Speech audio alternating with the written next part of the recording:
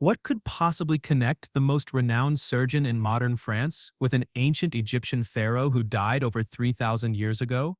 And how could a mummified body from antiquity lead a dedicated Christian scientist to embrace Islam?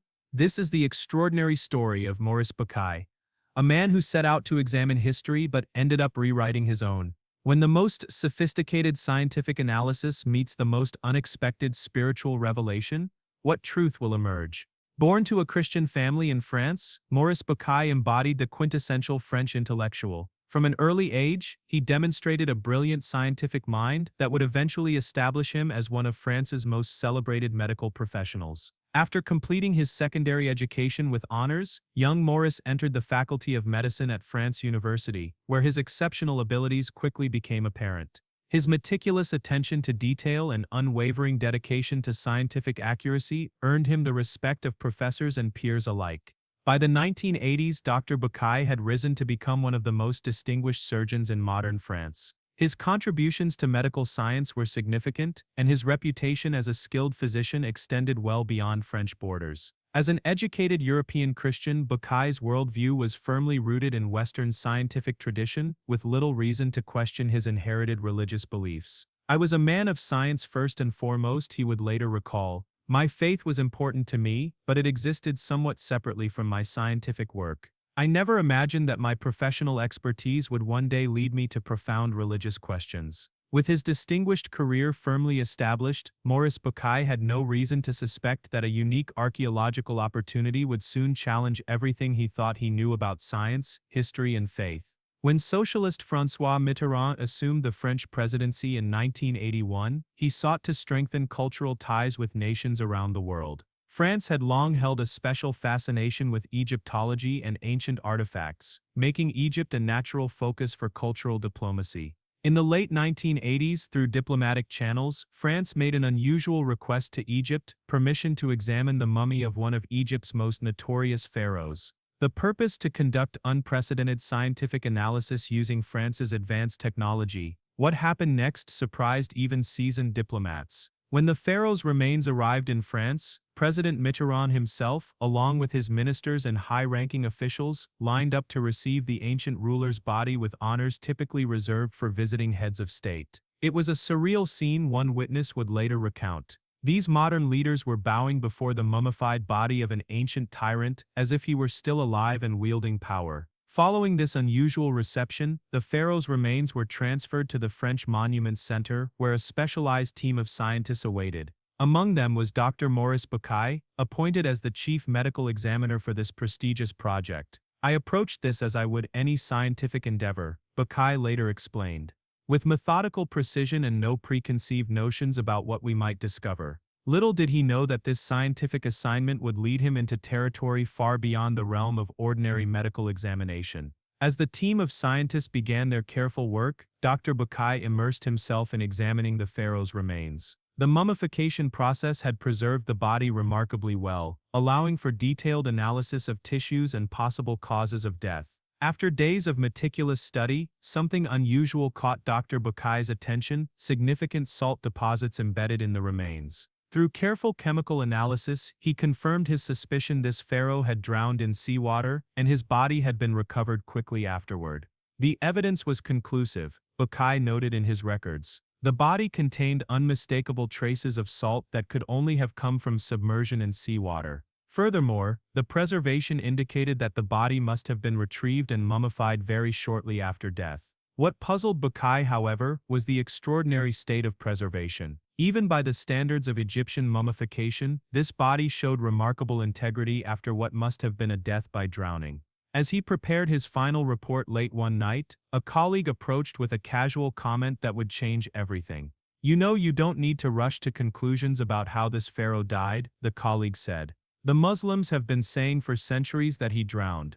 Bucaille dismissed this initially, pointing out that such specific knowledge of an ancient pharaoh's cause of death would require modern scientific methods and technology. "That's impossible," he replied. "How could anyone know this without the kind of sophisticated analysis we're doing now?" His colleague's response stunned him. "It's mentioned specifically in their holy book, the Quran. It not only states that this pharaoh drowned, but also that his body was preserved as a sign for future generations." I couldn't believe what I was hearing, Bucaille would later recount. How could a book written in the 7th century contain information that we were only now confirming with advanced technology? The mummy wasn't even discovered until 1898, nearly 13 centuries after the Quran was first revealed. For a man of science like Bucaille, this presented an extraordinary puzzle, one that would demand investigation beyond the confines of his medical expertise. That night, Dr. Bucaille couldn't sleep. The scientific evidence before him was clear. The pharaoh had indeed drowned, and his body had been preserved in a remarkable state.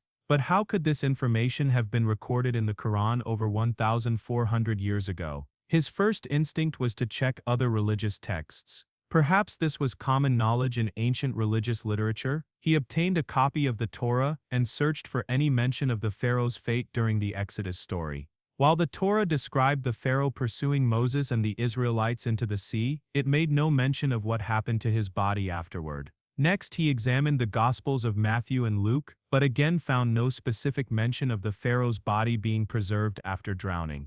This created a significant intellectual conflict for me, Bucaille later admitted. As a scientist, I was trained to follow evidence wherever it leads. But this evidence was leading me toward questions I had never considered before. His colleagues noticed his preoccupation with the pharaoh's mummy. Some began to distance themselves, concerned that Bucaille was becoming obsessed with religious implications rather than focusing on the scientific aspects of their work. "Maurice, you're a surgeon, not a theologian," one colleague warned. "Don't let these coincidences distract you from our scientific purpose here." But for Bucaille, the question wasn't going away. How did the Quran contain this specific information about the pharaoh's preservation? If Muhammad was illiterate, as historical records indicated, how could he have known details that would only be confirmed by modern science in the late 20th century?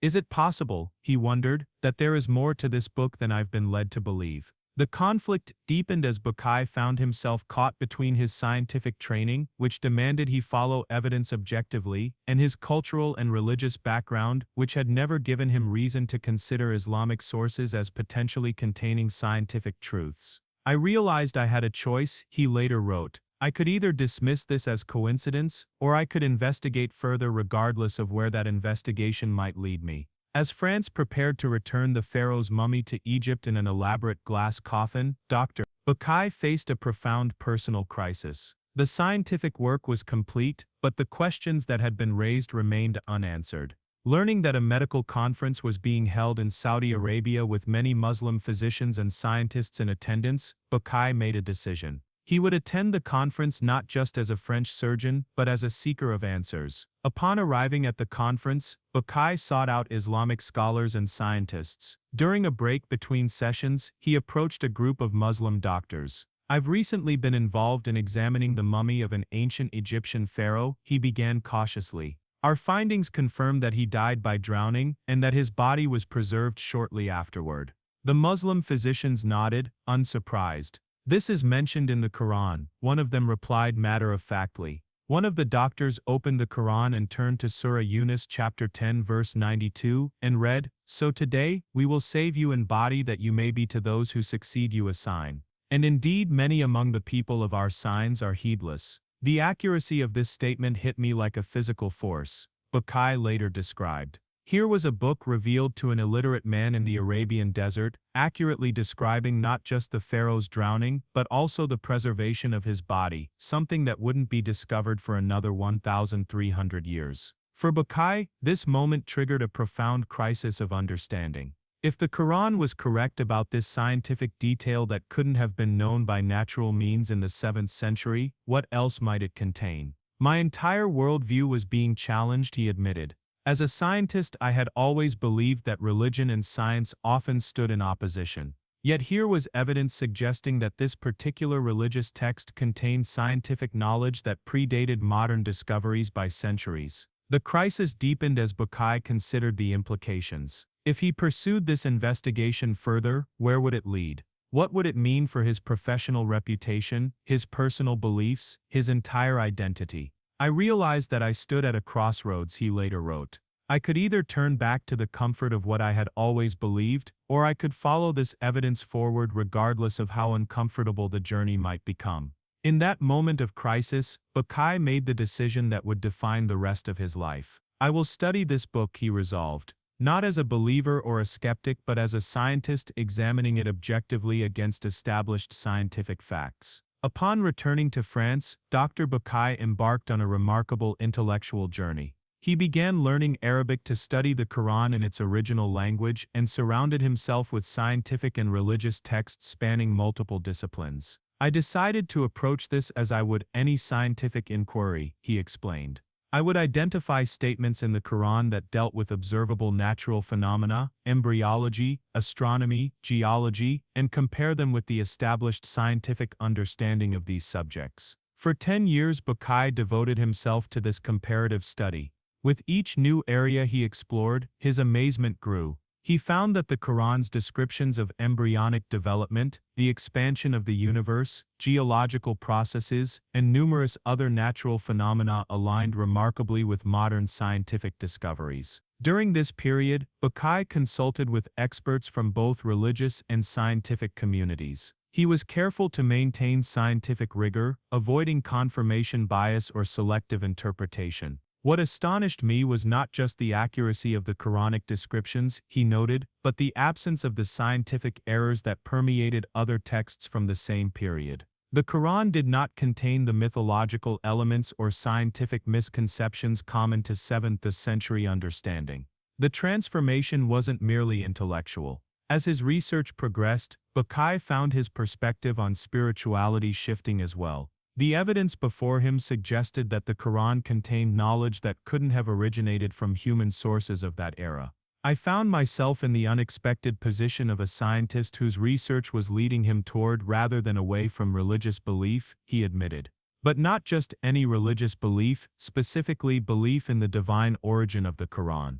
In a simple but profound ceremony, Dr. Maurice Bucaille embraced Islam, pronouncing the testimony of faith, I bear witness that there is no deity worthy of worship except Allah, and I bear witness that Muhammad is his messenger. The moment I embraced Islam, he later described, I felt a sense of intellectual and spiritual coherence that I had never experienced before. Here finally was a worldview where science and faith complemented rather than contradicted each other.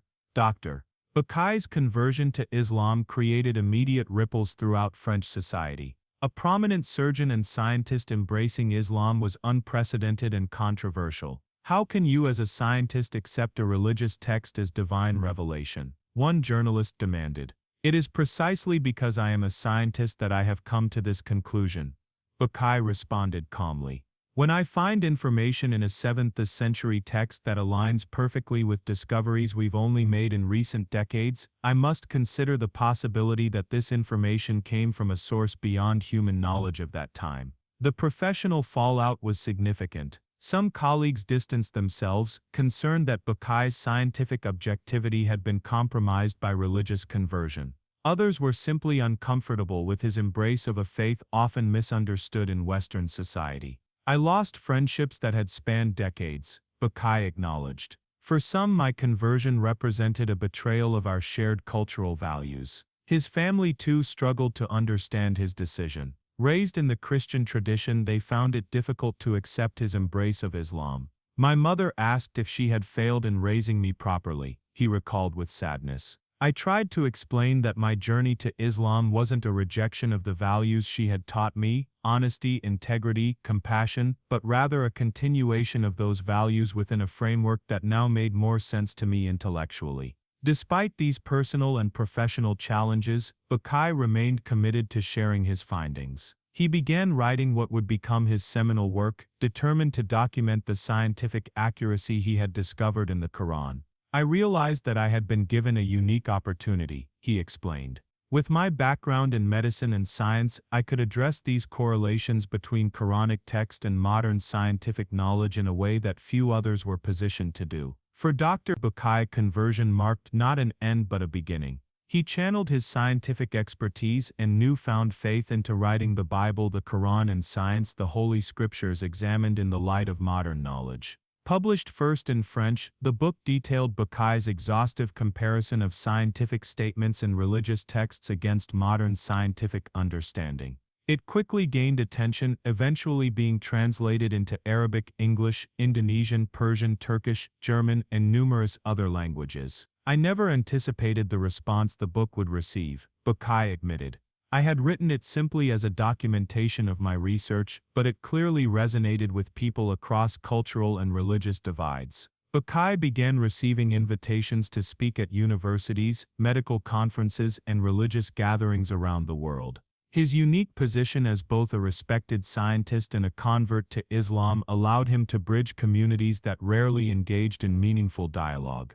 What I found most rewarding, he noted, was reaching young people who had been told they must choose between scientific understanding and religious belief. I could offer them a perspective where these two aspects of human knowledge complemented rather than contradicted each other. In 1988, the French Academy awarded Bucaille its prize in history for his work, formal recognition of the scholarly contribution he had made, regardless of the controversial nature of his conclusions. For Bucaille personally, this new chapter brought a sense of purpose and integration. The scientific mind that had made him a distinguished surgeon now found fulfillment in exploring the intersection of scientific discovery and spiritual understanding. I had spent decades healing bodies, he reflected. Now I found myself engaged in work that might help heal the unnecessary divide between science and faith, a division that wounds our collective understanding of reality. Maurice Bucaille's journey from skeptical scientist to believer represents more than a personal conversion story. It stands as a testament to the power of intellectual honesty, the willingness to follow evidence wherever it leads, even when it challenges one's most fundamental assumptions. In the preface to his groundbreaking book, Bucaille wrote, "These scientific areas which Quran established to the exclusion of other scriptures filled me with deep surprise early on, since it never struck my mind to see such a large amount of scientific issues in such a variable and accurate way that they are a mirror image of what has recently been discovered in a book which has existed for more than 13 centuries." The French surgeon who set out to examine an ancient pharaoh's remains ended up discovering something far more profound, evidence that to him suggested the divine origin of the Quran.